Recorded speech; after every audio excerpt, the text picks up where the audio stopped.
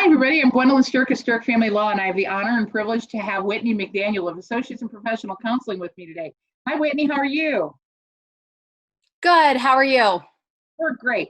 So tell us a little bit about what you do and your role at Associates in Professional Counseling. Sure. Thanks for having me today.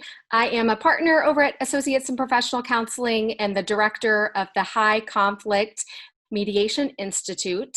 And I work with families, children, and parents on working through any mental health or high conflict issues out in our community.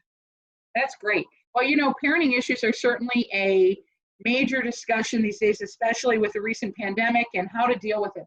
So my first question to you is, the new buzzword seems to be this co-parenting, but does it work for everybody? It's definitely our new buzzword going around. And I would say co-parenting does not work for everyone. And so, we try to encourage people to quote unquote co-parent with each other, but, it doesn't work for everyone or every family, depending on the circumstances. I got an odd one. Somebody asked me the other day, what does it mean to co-parent?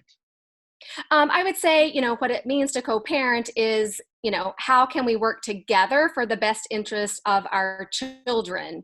And a lot of times people, don't realize that even though they might be separated or divorced, that they're still going to have to parent their children. And if they didn't get along in the marriage beforehand, it's going to be really hard to then get along in two separate households. Sure. So some people might say, hey, I just don't want to. So how do you deal with that?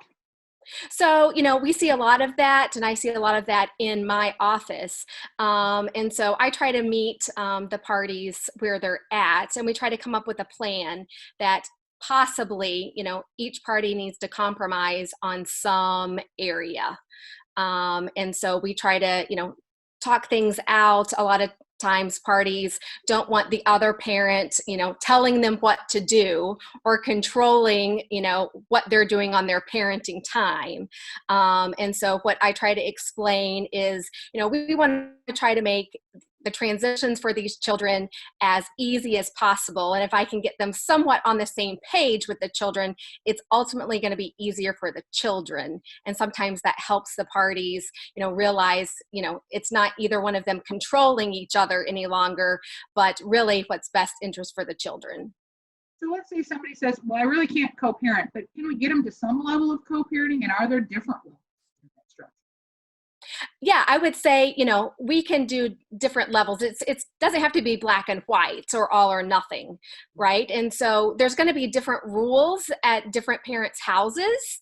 And so if we can get them on some level of trying to just maybe get them on the same page. So, close to the same bedtime, or, maybe one parent's house, doesn't allow them to play electronics, all day long, but maybe, a couple of hours. But the main thing I think is about control.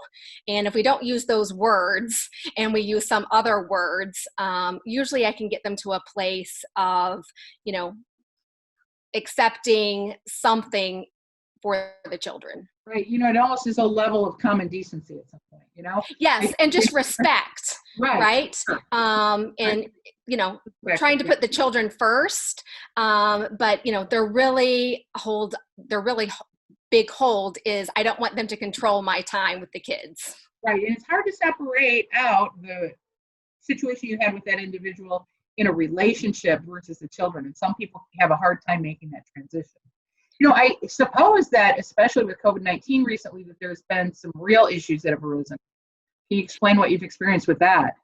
Sure. I would say, this has been a huge issue, right? Because some people are taking it very seriously, as we all should. But I would say that I'm seeing huge swings of the spectrum of people taking it to the extreme of they're not leaving their house at all, to, the other parent of, they're not taking this seriously at all, right? They don't even believe, that we should follow any of the governor's orders or protocol, and seeing a lot of clashes between parties, and then confusion with kids, because then, one parent's doing one thing and the other parent's doing another, and then they're just really confused. Yeah, so that makes it even more difficult. What do you say to the parent within that structure, especially given the differences of opinions? You're right. Some people think I'm young, it's not going to affect me. Other people take it to that extreme. So how can they strike that balance, Whitney? So, we try to talk about, the reasons on why, they have their beliefs, and what would they do if they were still living in the same household? How would they handle that situation? And so at some point, we try to meet in the middle, right? I mean, ultimately, the parties are probably going to do what they're going to do, but it's, I point out that it's really confusing for the children, and then it actually causes conflict between the children and the parents.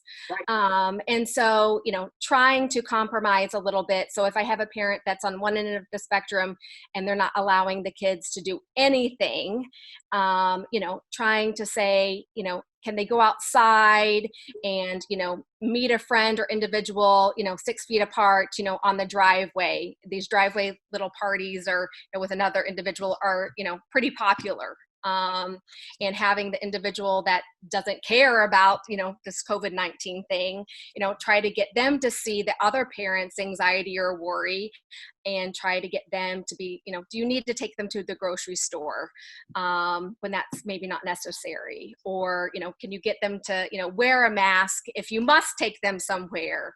And once again, it goes back to respect for, not just the other party, but the children also. Absolutely. And I was thinking of a parallel relationship or situation. You go to a store and you've got the kid at the drive up, right? And so the company has a policy, we're going to wear masks, glove, we're going to be totally safe. And then you get the kid that's got that mask halfway on. So parents, you're not alone in this either. I mean, these are struggles. These are a lot of different levels that people are having it. But you're right. It's about respect. It's about common decency, giving everybody that comfort level. Because at the end of the day, people have different opinions and kids are having a hard time with this. Would you agree?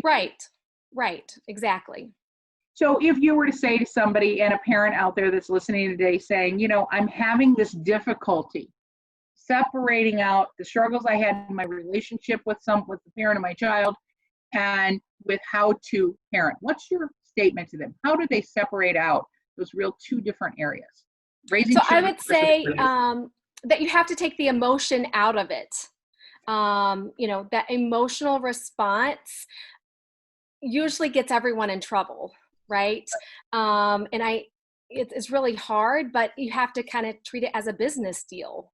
And so, if you can treat it like that, even though there is still going to be some emotion in there, but people tend to react out of emotion. And so, don't react on feelings.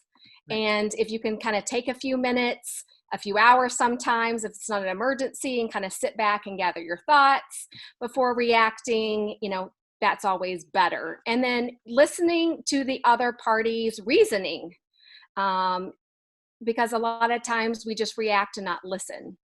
Sure. There's also sometimes when you don't know the other person's reason, or they don't give you in your mind a good reason, but you just have to get to that level of letting go a little bit. Having that ability to just say, this is your world, I can't control your world, but you're not going to control my world. And we have to come up with that balance. I think that's a hard thing to do for many people. Very hard, very hard. And we're definitely seeing that clash right now. Sure. And I actually think that sometimes we have to go into that Academy Award winning performance, right? When you're there, limit the time and put on a different face and get through it. And my husband's aunt always said the thing about time is it passes. So I think that parents, if they look at it in the interrelationship or the interaction they have to have, it's going to pass, do the performance, get through, and do a good job because it's better for your kid. Would you agree? Right. Absolutely. And even if you don't agree, try to support your other, your ex-spouse, right? Sure. And not, slam the ex-spouse for whatever decisions, that they might be supporting or making. And, once again, there's going to be two sets of rules.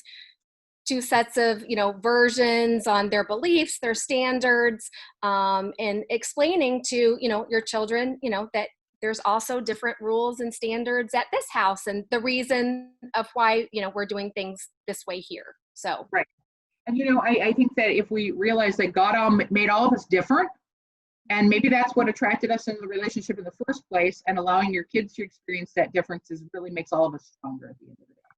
Different Exactly. Well, thank you very much. Can you tell us your contact information if you got a parent out there struggling, or they say, hey, maybe we should talk about this and talk about it with somebody in the room with us? How can they reach you?